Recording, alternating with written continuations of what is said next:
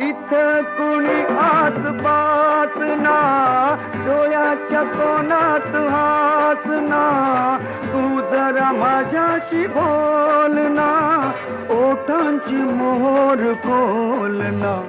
तू लगबग जाता मग वळून पाहता, वाट पावलात अडकळली, जशी मावळत्या उन्हात केवड्याच्या बनात नागिण सळसळली.